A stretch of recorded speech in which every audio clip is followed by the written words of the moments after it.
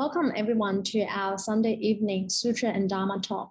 So tonight will be our last session on the 48 great vows of Amitabha Buddha. And hopefully we'll cover from vows 42 to 48. So before we go into the sutra discussion, I would like to invite you to please join your hands to your heart center and repeat after me. Namo Fundamental Teacher, Shakyamuni Buddha. Namo Fundamental Teacher, Shakyamuni Buddha. Namo Fundamental Teacher, Shakyamuni Buddha.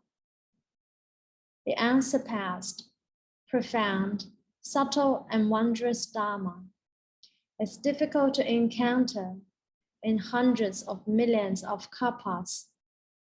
I now see and hear it, receive and uphold it.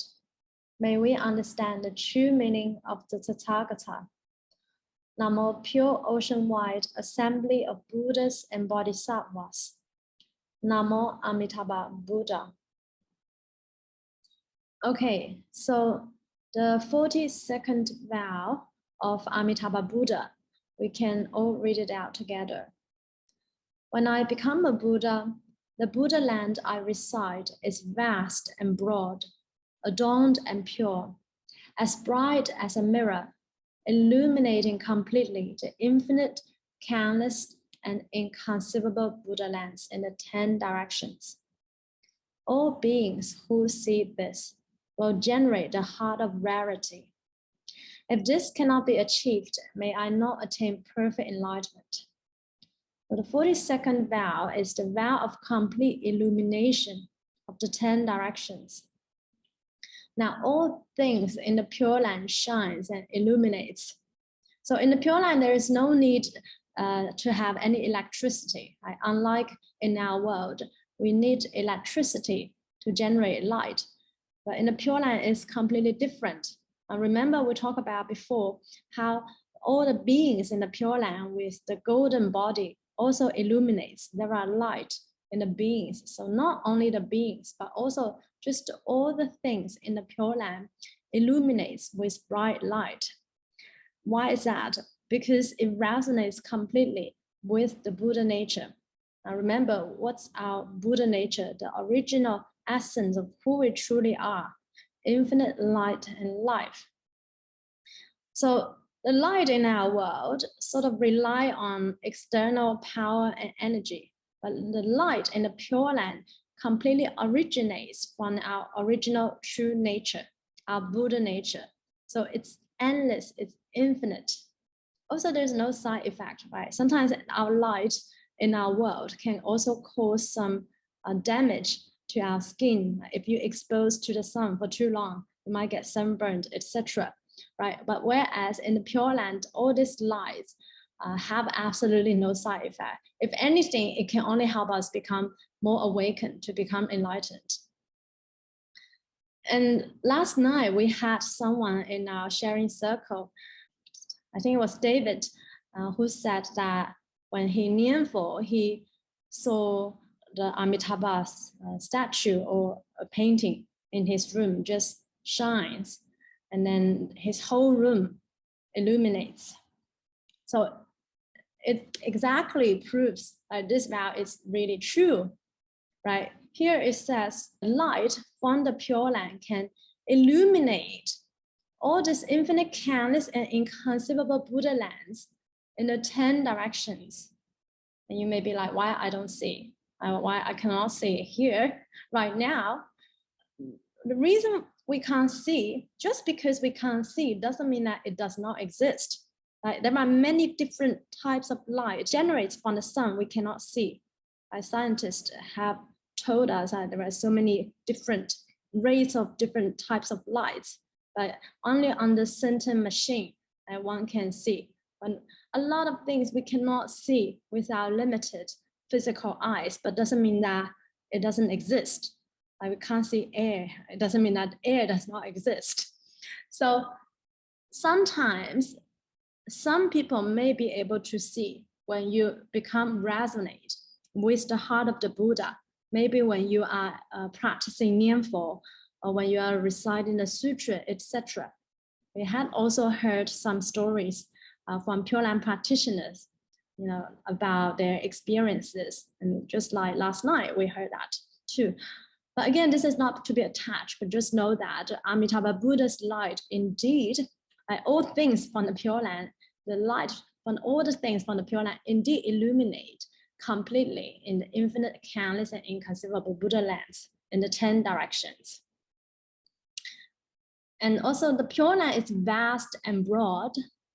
So vast and broad means it's boundless.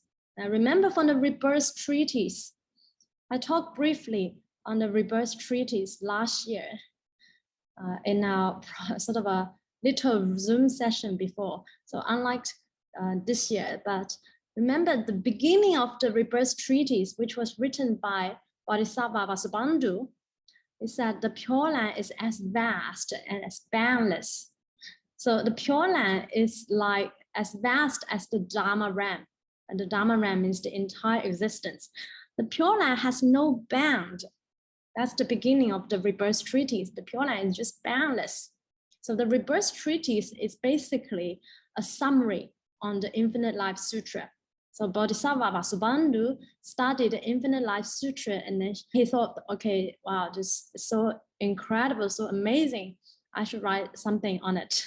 So it's kind of like an essay to summarize what's in the Infinite Life Sutra. And it's on this vow as well. So the Pure Land is vast, it's broad, it's boundless. Why? It has no boundary. Unlike our planet, like our Earth has boundary. Well, sort of everywhere here on Earth has boundary, like countries, people divide into different countries, etc. Now the Pure Land is not another planet. It's different from another planet. Sometimes when people don't know so much about the Pure Land Dharma, when they first heard of the Western Pure Land, from the Amitabha Sutra, it says to the west, over how many millions of Buddha lands away, there is a place called the Western Pure Land. And then to them, to the perceptions of the beings on Earth, it may be natural for us to think, oh, maybe the Pure Land is just like another planet, maybe from another galaxy or something, another system of world or something. But it's not like that. The Pure Land is boundless, have no boundary. It's the entire Dharma Ram. If it's in the entire Dharma Ram, does that mean the Pure Land is also in the here now? Yes, the Pure Land is also in the here now, but we can't really see because it does not resonate with the heart of the Buddha.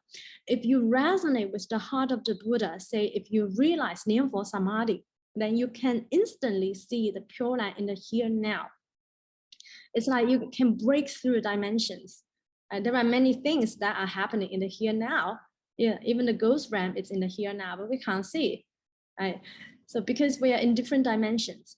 So think of the Pure Land is like the highest dimension that in the entire Dharma realm. We cannot see because we are not in the highest dimension yet. We do not resonate with the heart of the Buddha yet.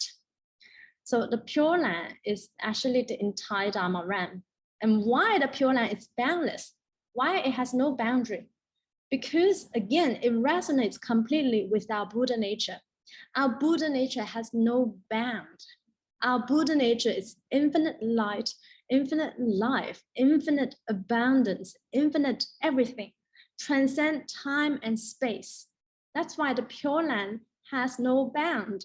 It's vast and broad, adorned and pure. It's adorned by light, adorned by all kinds of things that illuminates, all kinds of wonderful, beautiful things. So the adornments kind of talk about the beauty, the wonders of the Pure Land on the external. So not only it's adorned, but it's also pure. So pure refers to the quality within. Right? All the things in the Pure Land, all the adornments in the Pure Land are also pure, as bright as a mirror. So which means that it can, like a mirror, when you look into the mirror, you can see things really clearly. That's like in the Pure Land.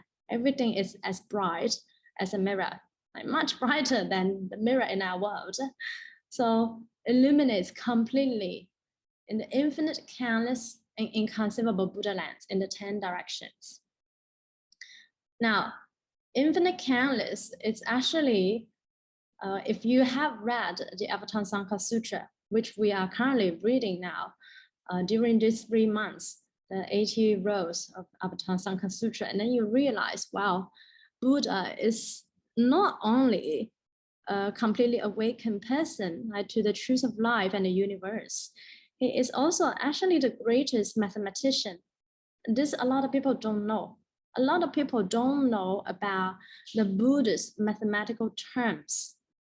You can only know if you have read a certain chapter from the Avatamsaka Sutra, which it describes all different terms that the Buddha used to describe like worlds, how many different worlds in the 10 directions. Infinite and countless is actually like a number and from the Buddhist mathematical terms. But again, we cannot sort of say what's the number, because the numbers that we know in our world is too limited.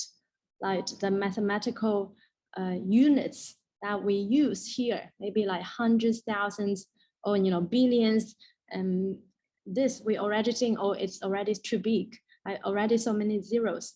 But if you really look at the Avatamsaka Sutra, when they really talk about the cosmology, Avatamsaka Sutra describe really many infinite countless different worlds in the 10 directions. And then the numbers they use, so it's not like an actual number, but they use this word to describe a really inconceivably large numbers. It's inconceivable. Anyway, so it's not like a grammar error, right? Infinite countless is actually an actual term, and then there is like larger terms than this one from the Buddha Sutra, if they were to describe even more. So anyway, inconceivable, right? Not for our current limited understanding of the cosmos, of the universe, I cannot comprehend this. So yeah, we can just think of it like in our, like just infinite countless, inconceivable Buddha lands in the 10 directions. All beings who see this will generate a heart of rarity. Now, what is the heart of rarity? It's actually not difficult to guess, right? If you have seen the light of Amitabha Buddha, or you have seen, just light from the Pure Land, like the participant who shared last night, then you would generate a heart of rarity. And he totally had the heart of rarity. What's the heart of rarity? The heart that you want to go to the Pure Land, like firm faith and vow. So that is rare, actually. No matter, how hard we try to spread the Pure Land Dharma in this world, there will still only be maybe a small percentage of people are ready to accept these teachings. Why is that? Due to karmic maturity, right? Due to the kind of merit, blessings, and virtues they have cultivated from the past, from their past lives. So we should not be surprised. We are totally really in the minority here, definitely on earth, right? First of all, how many people even believe in the cycle of samsara, the cycle of reincarnation, and let alone to say they actually have the mind to want to exit samsara. Like this is already difficult, already rare. Right? Buddhists are kind of like in the minority in the general population of the world. No matter how many maybe Buddhas and Bodhisattvas that come back to share the Dharma, it's just the people's blessings here are not good enough. Those who are good enough, they will be able to understand. And those who are not good enough, they will not be able to understand. That's why from the sutra, in the Infinite Life Sutra, later in the sutra, the Buddha also talk about what's the most difficult things to believe is the sutra like this one. Right? For those who can actually believe in this sutra and to practice in accordance with it, this is, the Buddha said, the rarest, the most difficult thing in the world. There is nothing actually more difficult than this. The original words from the sutra, the most difficult thing is this, actually, to believe in it and to practice in accordance with it. So the heart of rarity means that you have the heart that you want to go to the Pure Land. And then another meaning of the heart of rarity is that you also generate bodhicitta. Now remember, for the Pure Land Dharma, even for people who have the heart to want to go to the Pure Land, in a way, kind of also equivalent to bodhicitta, because when you go to the Pure Land, you will be a bodhisattva, and naturally you will have the bodhicitta. So if this cannot be achieved, may I not attain perfect enlightenment. And because, again, Amitabha Buddha had realized Buddhahood, the Pure Land has been there for over 10 great kalpas, so all has been achieved. And by the way, I just want to emphasize that when we nian for, etc., we may, sometimes maybe have some wonderful experiences. These are all very good. But again, don't be too overly attached and then to sort of try to grasp on these experiences. And then maybe in your next nianfo, you're like, why I'm not seeing more light yet? Why I'm not smell any fragrance yet? So do not be attached to any experiences, but it's good. It's wonderful. Just know that, yeah, these things do exist, and these things help us to enhance our faith in the Pure Land Dharma. Okay, next. When I become a Buddha, find the earth below, right up to the void, palaces, pavilions, ponds, flowers and trees, and all things in the land are made of infinite precious incense. The fragrance carries all over the world in the 10 directions. All living beings who smell it will all practice the Dharma. If this cannot be achieved, may I not attain perfect enlightenment. The 43rd vow is the vow of universal incense. Now, remember, we also talk about how all things in the Pure Land are also made of jewels. So not only all things in the Pure Land are made of jewels, not only they all shine, but also with wonderful fragrance. That the environment in the Pure Land is just incredible, inconceivable. In our world, we don't have that. We don't have things that are really with wonderful fragrance. We have some natural, maybe flowers, some trees, some wood with wonderful fragrance, but not a lot. Generally, things in our world do not naturally carry a lot of wonderful fragrance. But whereas the Pure Land, it's all things, everything, absolutely everything, are made of infinite precious incense. And from the earth below, right up to the void. Okay, so earth in the Pure Land is transparent. The earth is like ground. Like ground is transparent. There's no actually soil in the Pure Land, right? No such thing. There's no soil, no mountains, etc. Unlike in our world. So the earth, the ground is transparent and it's made up of lapis lazuli. And again, whatever I say here, whatever the words I used from the sutras, do not just think, oh, it's just, like maybe gold, like in our world, lapis lazuli in our world. It's not like that. It's just, these words are just used as a way of convenience for people to sort of somewhat relate. But what it's really like in the Pure Land, you cannot imagine. So anyway, we just sort of try our best. So made of lapis lazuli, but from the Amitabha Sutra, we also say, oh, the ground is gold. It's gold on the top. Okay, it covers with gold, but it's made of lapis lazuli, which means that it's transparent. So all these are also described in the Visualization Sutra. So why is this from the earth below? Because the earth, the ground in the Pure Land is transparent. You can actually see everything. It can be seen through. Unlike in our world, we cannot see through what's below the ground unless we dig a hole, etc. But in the Pure Land, the ground is transparent. You can see what's below the ground. And right up to the void, palaces, pavilions. Now remember, the palaces and pavilions in the Pure Land are actually in the void, in the empty space. They're not like on earth that they are built on the ground.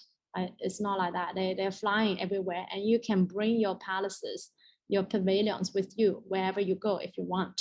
It's like houses, like flying houses, except much, much, much better.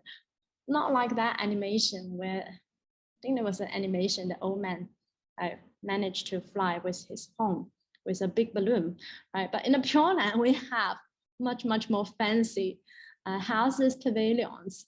So the palaces is like where we live. And just this word sounds so fancy. And then pavilions, you can have whatever style you want. Chinese, Japanese, Western, European, Balinese, or more wonderful style when you are there.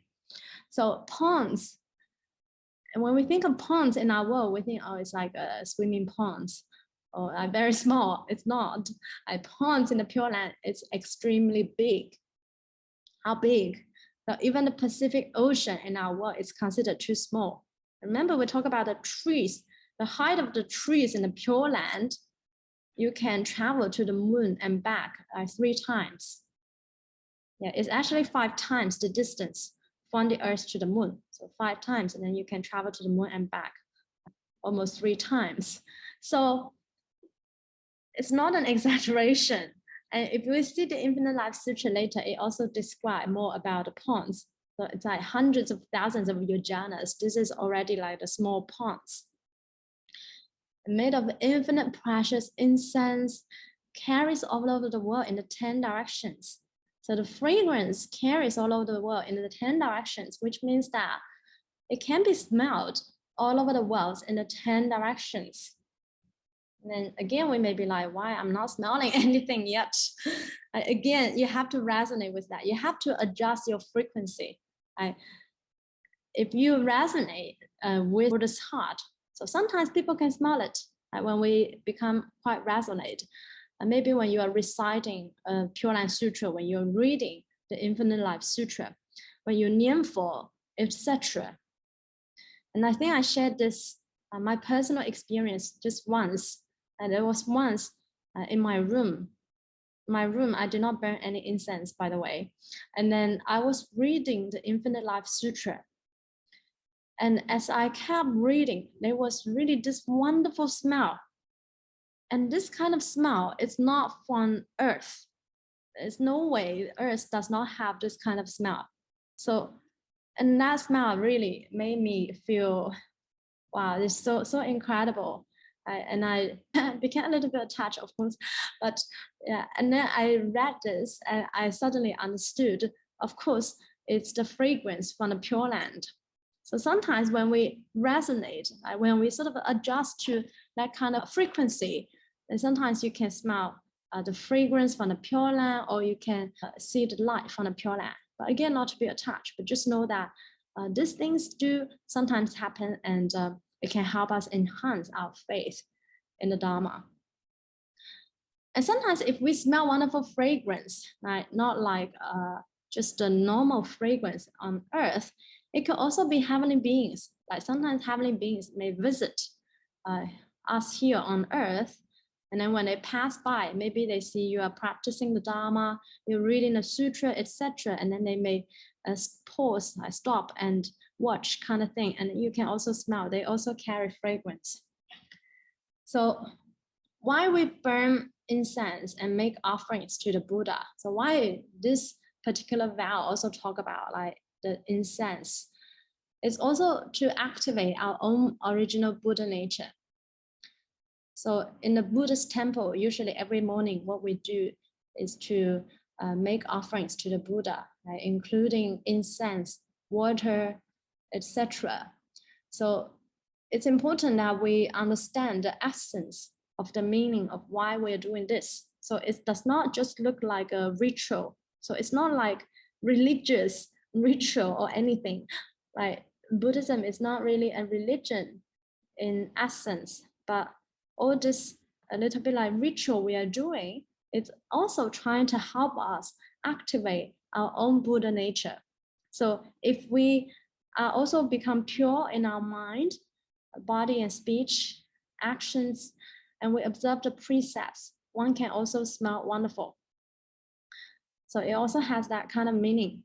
So all living beings who smell it will all practice the Dharma. If this cannot be achieved, may I not attain perfect enlightenment. So all the things in the Pure Land are manifested by Amitabha Buddha's perfect Buddha nature. And the Pure Land is adorned with infinite light and fragrance and infinite adornments, jewels, etc. Just inconceivable. We're really talking about sort of the highest dimensional existence in the universe. Right? That's the Buddha's Pure Land.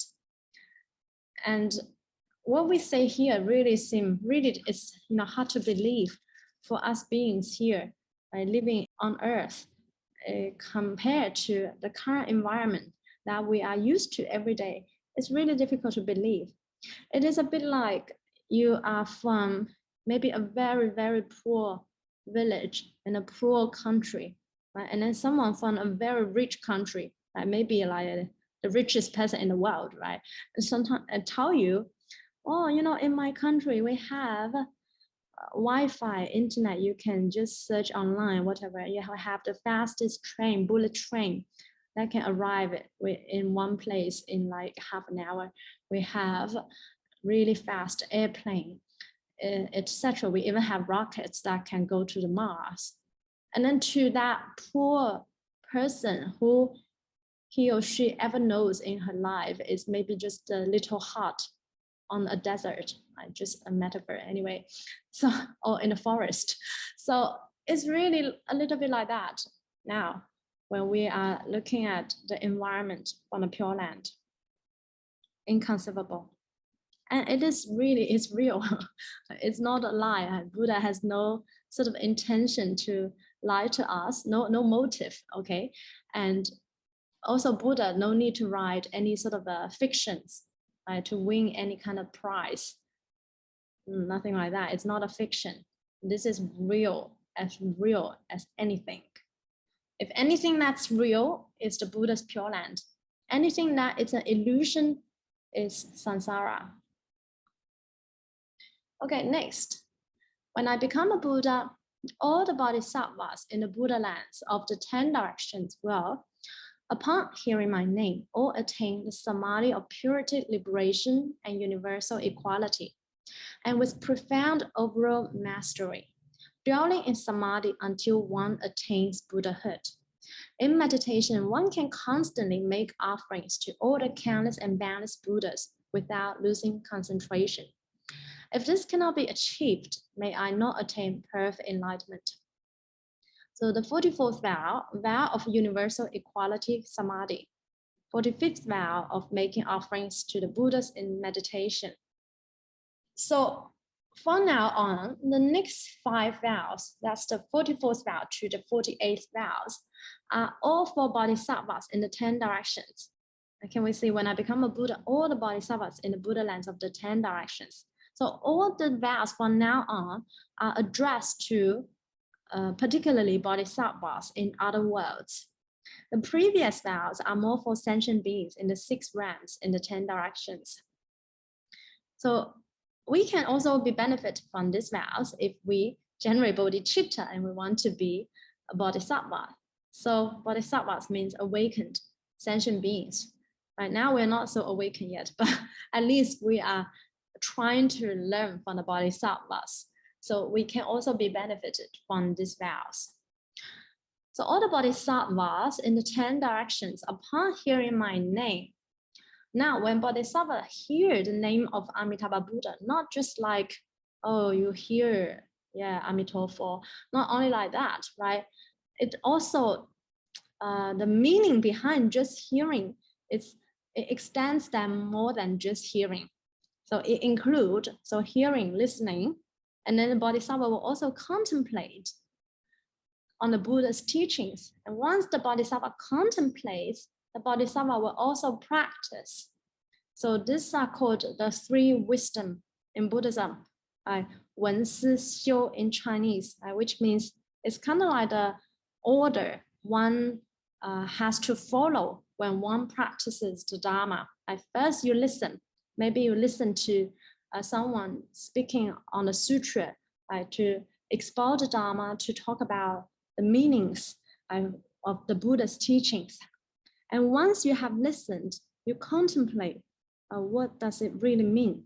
Right? So you can actually absorb. So it becomes actually your own knowledge, or which can give rise to wisdom. So you're not just listening to what other people say, but you actually also contemplate for yourself whether it's true or not, whether it makes sense, etc.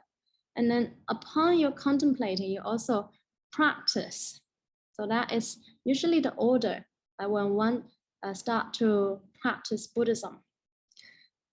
And they will all attain the Samadhi of purity, liberation, and universal equality.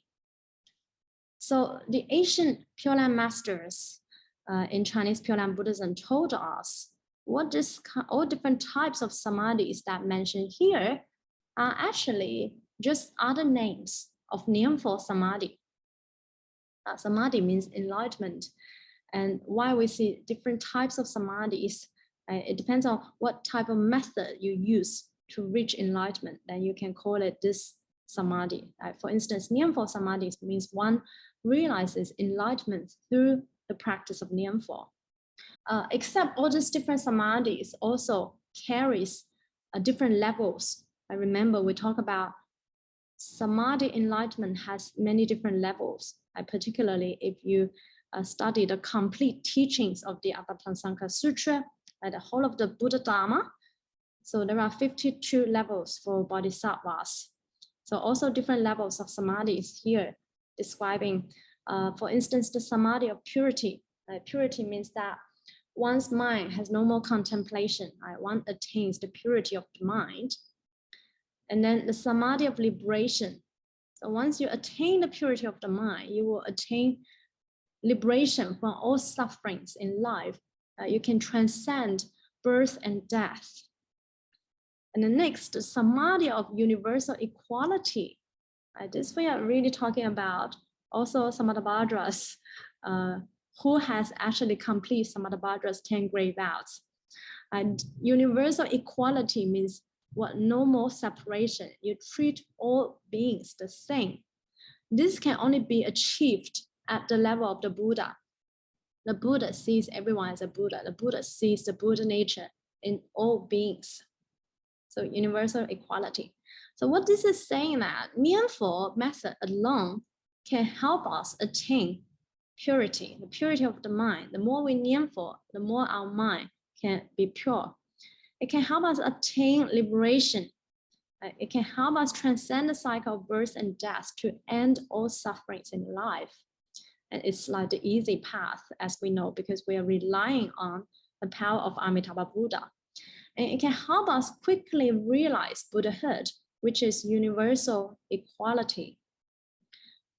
And with profound overall mastery, which this means that bodhisattvas who have heard the name of Amitabha Buddha attain all this samadhi, not only they attain all these samadhis, they also have profound mastery in all the dharmas. They can just expel whatever dharmas at ease. They understood everything completely with profound overall mastery. Dwelling in samadhi until one attains Buddhahood. So dwelling in Nianfo samadhi, and then quickly one can attain Buddhahood. In meditation, one can constantly make offerings to all the countless and boundless Buddhas without losing concentration.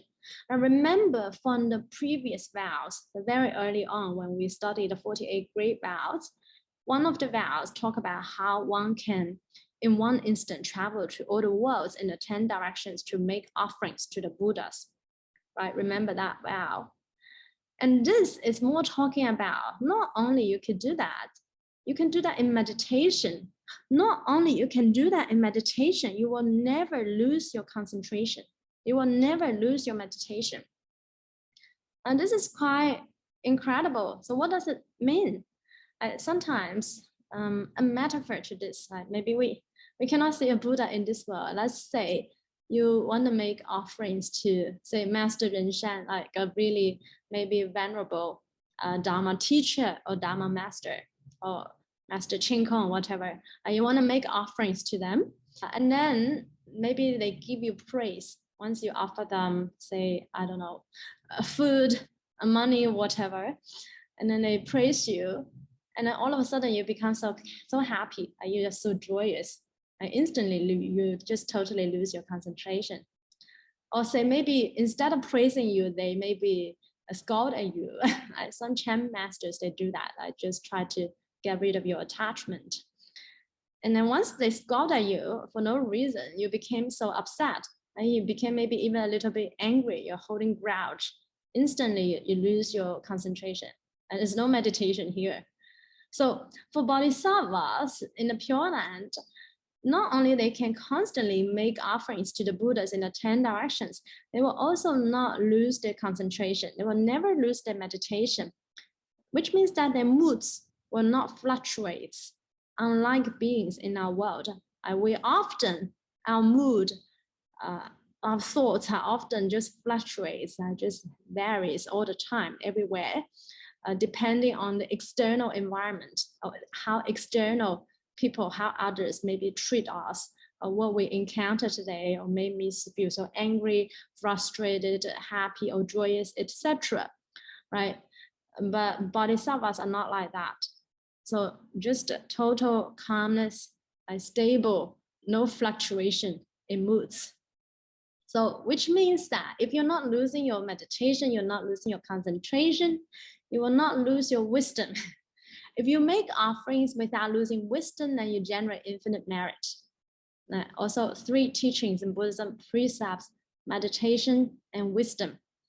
When one observes the precepts, it's much easier for one to enter into meditative state, and you will not be so easily bothered by other things. When you are in meditative state, then it gives rise to wisdom.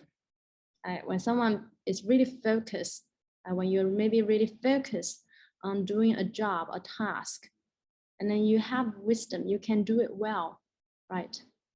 So that's what it means. Okay.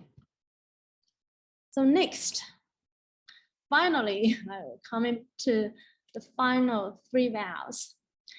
And there are quite a lot of jargons here, Buddhist terminologies that need to be explained. When I become a Buddha, all the bodhisattvas in other worlds, upon hearing my name, will realize the Dharma of away from birth and attain Dharani. They are pure and joyful and have attained equal abode. Cultivating bodhisattva practices with full merit, they will instantly attain 1, 2, and 3 endurances. With all the dharmas, if they cannot realize non-regression in the present, may I not attain perfect enlightenment. So the 46th vow is the vow of attaining Dharani. The 47th vow, vow of attaining forbearance or endurance. So there are different translations.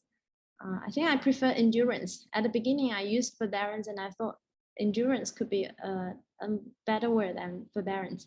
So upon hearing the name, 48th vow, vow of presently realizing non-regression. Okay, so what does it mean? There are quite a lot of terminologies here. We'll explain one by one. So again, it's for bodhisattvas. All the bodhisattvas in other worlds, upon hearing my name, will realize the Dharma of away from birth. What does away from birth mean? It's not no birth. We talk about Dharma of no birth means a level of non-regression for bodhisattva, like a level of stage of enlightenment. But here it's Dharma of away from birth, which means away from birth and death. And in Buddhism, from the Buddhist sutras, usually there are 2 types of birth and death we are talking about. First is fragmented birth and death. But what's fragmented birth and death? It's the birth and death experienced by beings in the samsara. Now think about us. We're experiencing this lifetime. We're experiencing birth and death in this lifetime. And then in our next lifetime, we may reincarnate into, if we're not going to the Pure Land, we may end up into another realm. And then again, we experience birth and death. But it's not continuous. It's sort of like fragmented with many different lifespans, many different lifetimes and lifespans. So this is one type of birth and death called fragmented birth and death. And another type of birth and death is called transforming birth and death. There are also different English translation in these words, in these terms, but I'm sort of just translating a little bit like literally from the Chinese sutras, and then I'll explain so people can understand. So transforming birth and death means the experience that were experienced by, for instance, arhats or bodhisattvas, although they have already transcended the cycle of samsara, the cycle of birth and death, they have transcended the cycle of fragmented birth and death, but they will still experience a kind of birth and death, different from the birth and death we currently experience now. But it's about, for instance, when you are an arhat and then you progress into the next level, into maybe to a higher level of enlightenment, like a bodhisattva. When you are arhat and then you turn to become a bodhisattva, in a way you experience this transformation, and transformation also in your body as well. I'm talking about Sabakaya, the awards body, because your cultivation has progressed, your enlightenment has progressed, you are on a higher level of enlightenment. So in a way you experience a kind of transformation. So in a way you kind of also experience a transforming birth and death, but different from the kind of birth and death we are experiencing here in the samsara. Okay, I hope that makes sense. So basically, what Amitabha Buddha is saying here, we will be away from both types of birth and death, which means that you will really quickly realize Buddhahood when you are in the Pure Land.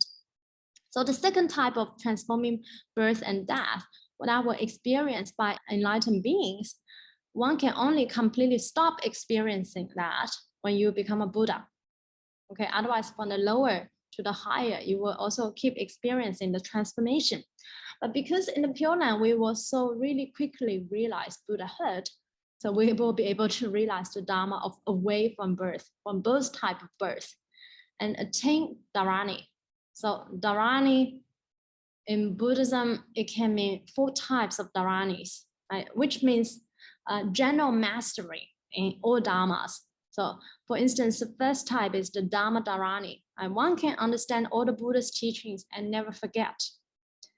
And the second is the meaning Dharani, or Dharani of meaning, which means that you understand the profound meanings in the sutras.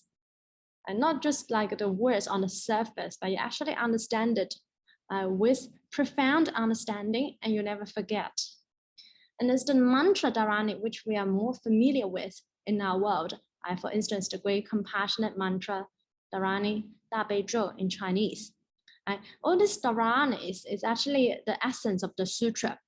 But sometimes the sutra is too long, and then you sort of want to catch the essence of it and what to do. You can recite like a mantra Dharani.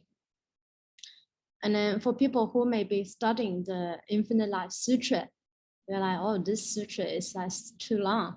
Can we also have a Dharani that sort of sums up all the teachings from the sutra?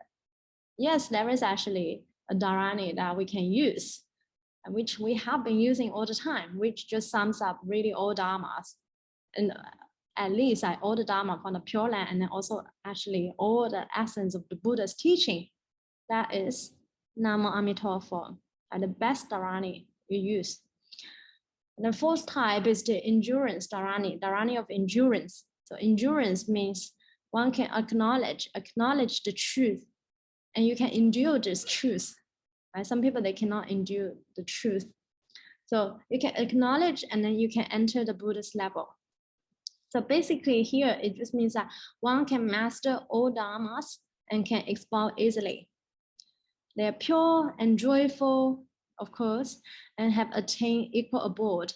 Again, equal abode is like they're dwelling in a little bit like what we talked about before, like the universal equality, the Samadhi of universal equality, like they treat all beings the same, the Buddha's level we're talking about. Cultivating bodhisattva practices with full merit. What does full merit here means? Here, it can refer to the infinite merit of the fundamental vows of Amitabha Buddha, which means that these bodhisattvas, they also niam for, not only they niam for, they completely resonate with the Buddha's heart. Like they completely understand. Well, sometimes when we niam for, we don't understand. We may feel so frustrated, why we have more afflictions when we niam for. Why I become maybe even more angry, more frustrated when I niam for, and not really resonate with the Buddha's heart. Sometimes if you just niam for orally, you're not using your heart to niam for. You may not feel, you may not really understand what Amitabha Buddha really means, what infinite light and life really means. It really means our Buddha nature. That's within us and all beings. We are actually, in essence, also Amitabha Buddha. Our Buddha's nature is no different from Amitabha Buddha. You can also, when you niam for, also think like that. Then you can resonate with the Buddha's heart a bit more. And they will instantly attain 1, 2, and 3 endurances with all the dharmas. Okay, so what's 1, 2, and 3 endurances? So again, endurance we talk about, it means one can acknowledge the truth of life and the universe, and you can endure that. You can totally accept, you acknowledge it, not a problem. Some people, it's difficult for them to actually accept the truth. You can endure the truth, wonderful. And then it also explains a little bit more about this 1, 2, and 3 endurances in later part of the Infinite Life Sutra. So basically, we are talking about the very high level of bodhisattvas, like 10 stage of ground, like for instance, the level of bodhisattva Siddhigarbha, what this kind of bodhisattvas have possessed.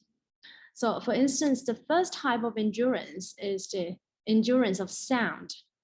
So this endurance of sound is usually experienced by bodhisattvas from the first and second and third grounds.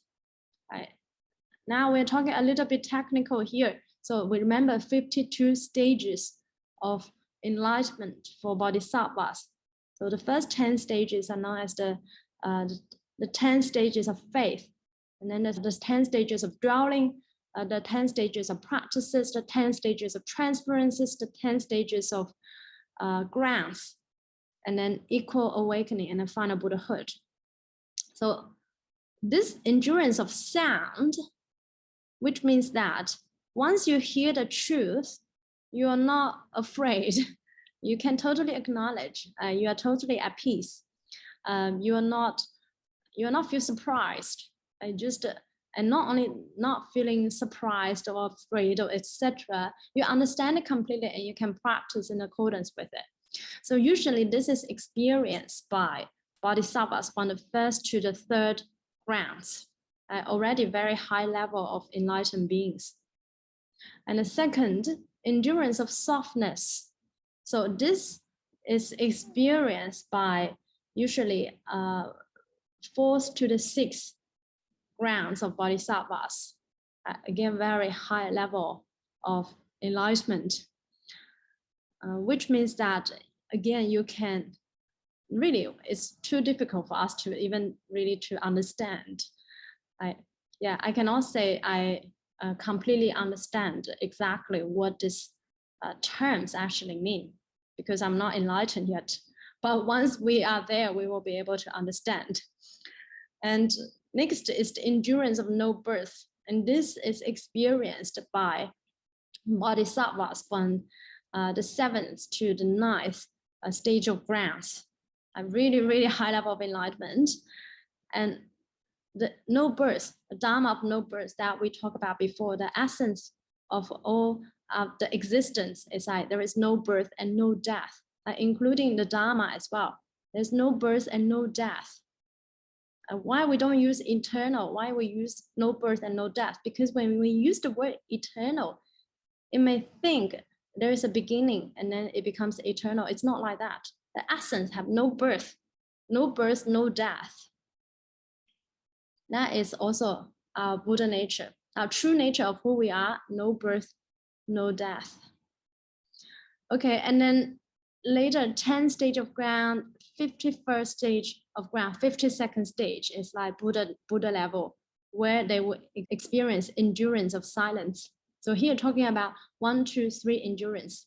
Endurance of silence is outside of this, but which means that for all this bodhisattva, they will already quickly attain to the stage of very, very high level of enlightened bodhisattvas. With all like the level of Siddhigarbha, Bodhisattva Siddhigarbha, like 10 stage of ground, a really high level. Right? Only 2 more stage, you are a Buddha. If they cannot realize non-regression in the present, may I not attain perfect enlightenment, right? Which means that all the bodhisattvas in the Pure Land are non-regressing bodhisattvas. And someone asked me a question just yesterday and asked whether there are bodhisattvas of 10 stage of grounds in the Pure Land. I see this vow, many, infinite, countless of this great, highly enlightened bodhisattvas in the Pure Land, almost like that. So they're almost all like that. Infinite bodhisattvas. We cannot even know how many numbers of really highly enlightened beings in the Pure Land. Inconceivable. And with all the dharmas, what's all the dharmas? All is dharma, right? So they can all realize non-regression in present. This is incredible. So it just summarizes all the previous vows in general. So they will never regress in their bodhicitta. They will never regress in their practices. Like they're just naturally progressing towards the final Buddhahood. So it's not easy to realize this. We regress all the time. Regress means you fall back. You all constantly fall back. Not only we regress, also bodhisattvas, if they have not reached the stage of non-regression, the stage of non-regression, the lowest level we're talking about is first stage of dwelling, and then to really complete non-regression, it's like the 8th stage of ground, and and then above that. So it's not easy to do. Even for bodhisattvas, if they have not encountered the Pure Land Dharma, they can also regress easily, especially for lower level of bodhisattvas, which means that maybe today they generate great bodhicitta, and then tomorrow they're like, I don't want to do this. It's why people say this, why people say that, why no one believes in me. I don't want to do this anymore. So as I regress, we constantly regress, or maybe like, it's too difficult. I don't want to help sentient beings. These sentient beings are just too difficult to be saved. I don't want to do this. So very easy to regress. So that's why we must strive to be born in the Pure Land, so we can all be non-regressing bodhisattvas easily. Okay, so David asked, how can there be no regression if one has faith, vow, and practice throughout her whole life, whatever his and her capacity? Well, you can have regression every day. Like there are people, unless you have really firm faith, firm vow, and firm practice. Like for some people, maybe they have firm faith and vow. I would say I have firm faith and vow, right? But sometimes I'm also regress in my practice. And sometimes today I feel like Nian for more. Maybe I do like 10,000 recitations. Tomorrow I'm like, I'm too tired. I can't be bothered. Maybe I just do 10 recitations. It's also a regression, right? Or for some people, their faith is shaky. Today they have faith, they want to go. They believe in Amitabha Buddha. And tomorrow they don't have faith. Not only maybe they don't have faith in Amitabha Buddha, or they could have faith in Amitabha Buddha, but they suddenly don't have faith in themselves. Like today, they think, I can definitely go to the Pure Land, and then tomorrow, and they're like, maybe I can't go to the Pure Land. This is also regression. Vow, they can also regress. Maybe today, I vow to go to the Pure Land. Tomorrow, actually, I don't want to go because, I'm attached to my family here too much. So unless it's not only we regress, even bodhisattvas regress. Like I said, lower level of bodhisattva can also regress. unless you have attained a high level of enlightenment to the stage of non-regression. Even for enlightened beings, they can regress, okay? Let's put it that way. Lower level of enlightened beings, they can regress. And then you're like, how can they regress? They can regress also in their practice, also in their bodhicitta, but unlike us, maybe not like so serious like us, which we regress a lot, but they could also be like, oh, you know, I don't want to help save sentient beings. And then tomorrow they can pick up again, but I just, so they can have this kind of a also regression as well. Yeah, so it's not easy, and it's only normal we regress, actually. So Alexis asks, exactly how do we make offerings to all the Buddhas? Well, you need to go to the Pure Land to do that. In our world, you can't. So, but in our world, what you can do is that you treat all sentient beings as future Buddhas, and then you can make offerings to them. Remember, from the 10 great practices and vows of Bodhisattva Samadhi, we studied the first vow, the third vow, to extensively cultivate making offerings, that you really treat all sentient beings like the future Buddhas as well. And not only you make Buddhas who have already become Buddhas, you can make offerings to future Buddhas as well, Buddhas from the past, present, and future. So in our world, you can also do that, like you treat your parents as the future Buddhas, your relatives, your friends, etc., like the future Buddhas, and you can make offerings to them. But if you were to talk about make offerings to like real Buddhas, like Shakyamuni Buddha, Amitabha Buddha, Medicine Buddha, etc., you need to first go to the Pure Land, or otherwise we can't even see where is Shakyamuni Buddha in this world. Despite he is still in this world, we can't see. Okay. All right, wonderful. So let's do the Mary transfer verse together. May the resulting merit and virtue adorn the Buddha's Pure Land, repay the 4 great kindnesses above, and relieve the suffering of those in the 3 paths below. May those who see and hear this all generate the unsurpassed bodhicitta. When this retribution body comes to an end, be reborn in the land of ultimate bliss. So we transfer the merit to all beings in the entire Dharma realm. May all beings hear the name of Amitabha Buddha and be born in the Pure Land. Namo Amituofo Buddha. Namo Amituofo.